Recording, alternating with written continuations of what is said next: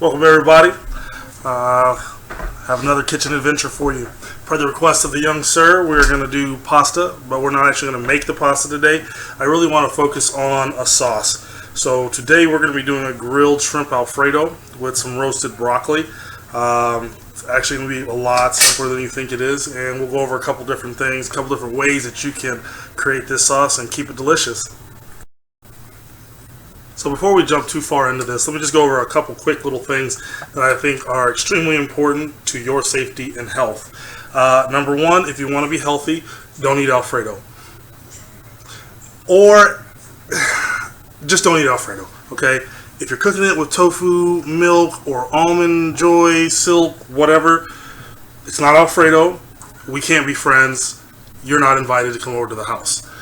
Also, if you're using a seafood, one thing that I am really big on about seafood, if you walk into a place that is selling seafood and it smells like seafood, but it's not like a whole seafood market, you probably don't want to eat there, okay?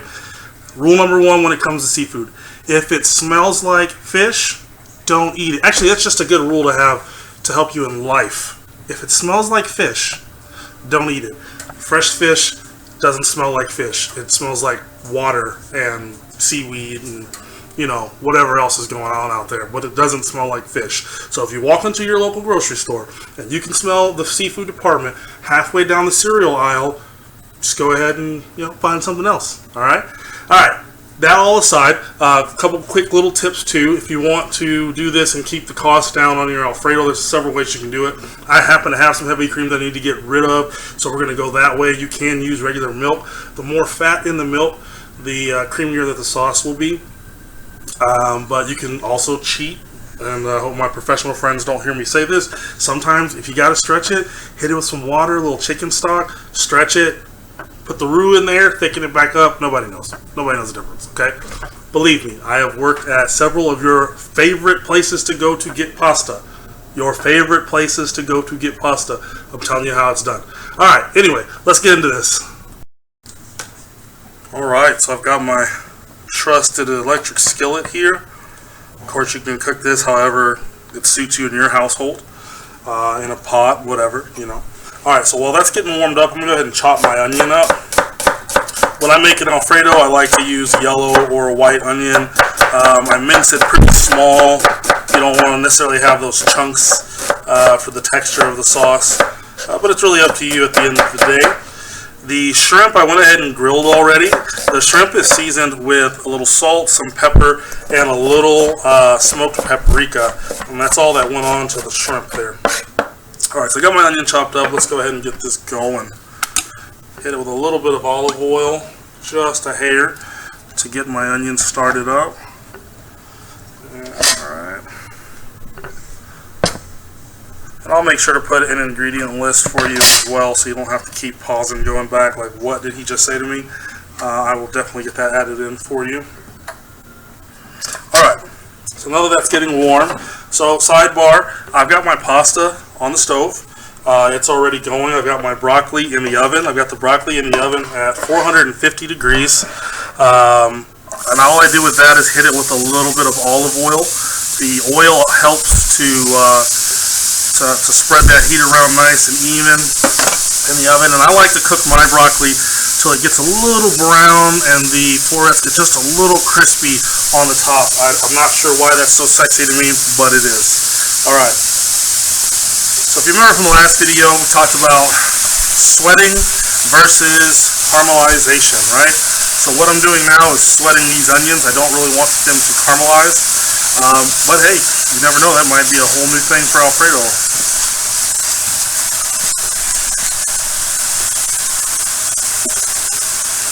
Alright, so if we're getting that worked in, let me go ahead and grab my garlic. We're going to go in with that next. Now, I am a lover of garlic. I absolutely love garlic. But if you're not a fan, hey, I get it. Just go light on the garlic. We're going to go kind of heavy in this house, though. I'd say that's probably a good 2 heaping tablespoons of garlic right there. Like I said, we love garlic around here. Alright, we're going to let that go of that. while we've got some time here, let's talk about the pasta, right? So you may or may not know this, but pasta is shaped in a variety of ways to hold on to sauces and to affect the texture of a dish. So if you're sorry about all the steam there. So if you're in a business luncheon or something like that, you're probably not going to want to go with the fettuccine, anything that dangles. You're dressed up nice. So for you guys that go to these banquets and these nice catered events, you will notice that when you do have pasta, it's typically a bow tie or farfalle or a penne pasta, something you can get with the fork and not make a mess with. But the shape of that pasta is designed to hold the sauce in a certain way. So just a little nerd info for you there. Always season your pasta water as well. We didn't mention that in the actual pasta video. Always season your pasta water. Pasta, when you buy it, the dry pasta in the stores, it doesn't have any flavor. It tastes like nothing. So you put all this work into your dish and then you put nothing into your sauces. And so, flavor your food top to bottom. Alright, so got that where I want that as far as the translution and the cook, the doneness. And we're going to go in with an undisclosed amount of butter, okay? Alright. To each their own. To my new trainer, I'm sorry. It had to be done.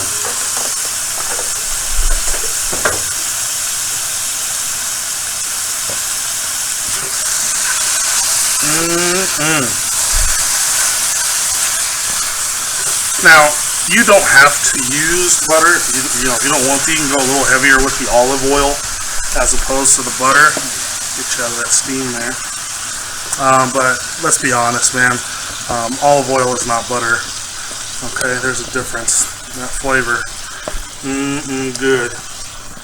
Alright. Now it's getting good and quiet. Okay. So as we get that melted down, I'm going to reach over here and grab my trusty whisk. And we're going to go in with a little bit of flour. Okay, so in essence, we're just making our roux right here in the pan. Remember, roux is any kind of fat and flour. If you don't want to use a roux, you can go, if you have to do like gluten-free. I have done this with rice flour. It does work. It takes a little bit longer to thicken up, but it does work. And you could do it with cornstarch, but you're not going to really get the same mouthfeel that you would doing it with a roux. So you're going to go right in the pan, just like our forebears would do making gravy. If you're born and raised in Texas, you know this is how the gravy is made. Don't question me on this. Alright, we'll cook that roux just a bit. And I'm going to keep stirring my roux as I add the creams. I want to make sure that I get all of that broken up into the cream so I don't have chunks sitting at the bottom because they will burn and scorch your sauce. Okay.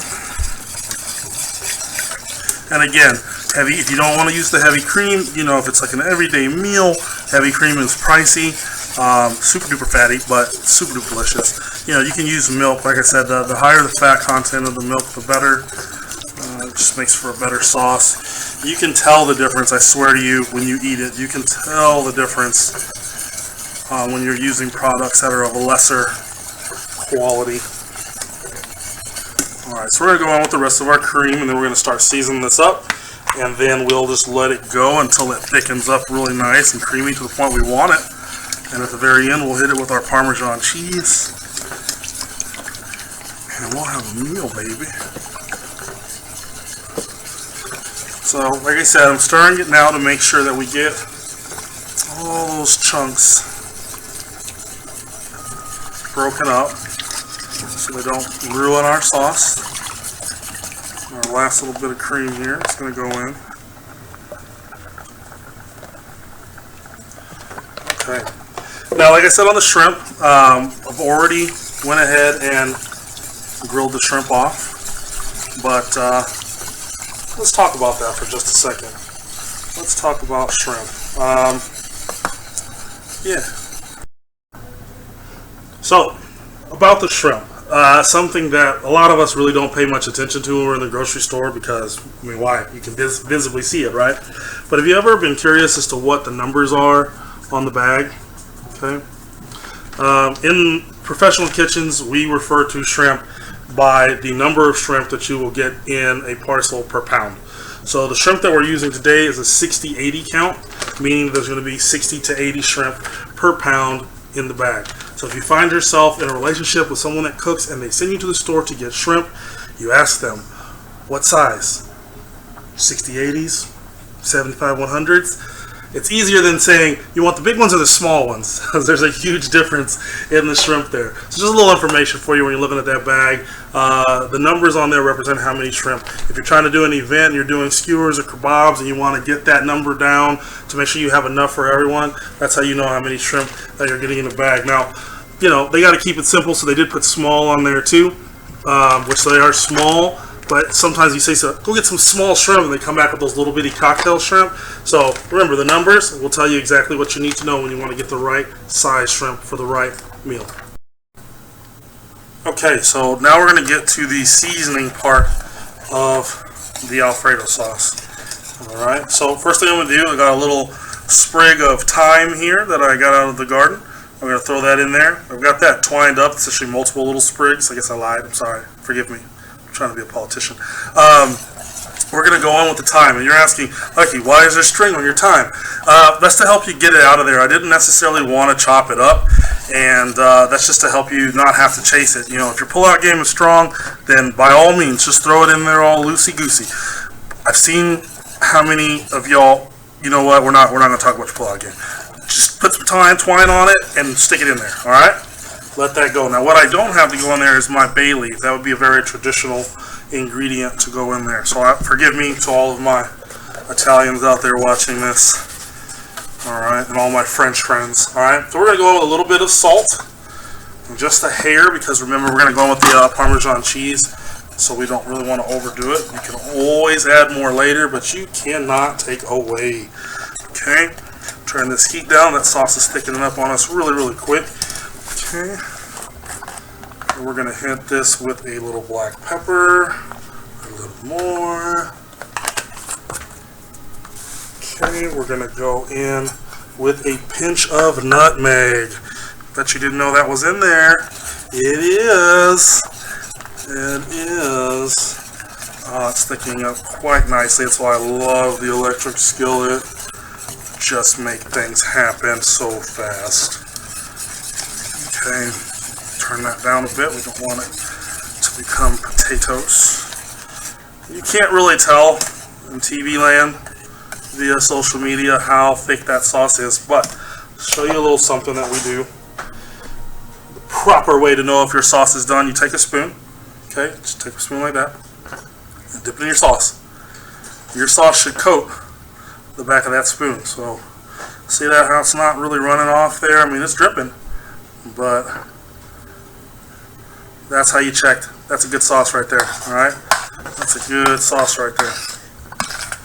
Now, if you have leftover Alfredo, I know my southern friends are not going to like when I say this, but I will cook up some sausage, throw the sausage in this bad boy, hit it with a little more pepper.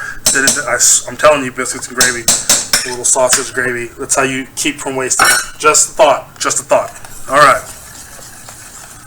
We're going to let that go just another minute or so. We're almost there, folks. Alright, so now we've got the sauce of the consistency that we want. We're going to go in with our shrimp that I had on the grill. So since I'm adding the shrimp, clearly we're not going to... Ooh, you know what? We might put this on a biscuit anyway. That actually sounds really good in the morning. A little poached egg, biscuit, shrimp on top of that. Let that heat through. Again, to my trainer, I'm just saying this for social media. I'm not going to do that. I'm not going to really do that. I actually have a Caesar salad in the refrigerator. I promise that's what I'm going to eat at some point. All right, let's plate up, baby. Okay, let's make this happen. So I always oil my pasta after I'm finished cooking it to keep it from sticking together. I know a lot of people grew up being told to put oil in the water. There is an entire Mythbusters episode about that, as well as Alton Brown from the Food Network goes over that. It's kind of a moot thing to do. but feel free to waste your oil if you want to. Alright, so we're going to go in there with our pasta. Let's get some of our roast broccoli. Can you look at that? The browning on those florets. I'm telling you, the crunchy parts are delicious. Go in with that. Let's get some of our scrimp and sauce. I did add the Parmesan. I know we did not talk about that, but it's in there. I promise. Boom. Let's get him a piece of bread. Boom. Some green onion. A little chopped parsley. See, it already looks way more green than it looks unhealthy. So we're going in the right direction. There you go. Pasta. Little grilled shrimp Alfredo. Alright, well that was it. Tried to keep it short for you. I hope that you were able to do this successfully. As always, please hit me with any kind of questions that you have, or variations, or things that you find out. I mean, I'm always open to learn. We learn something new every day. So, we get the young man fed here, and I will be seeing you later. Alright.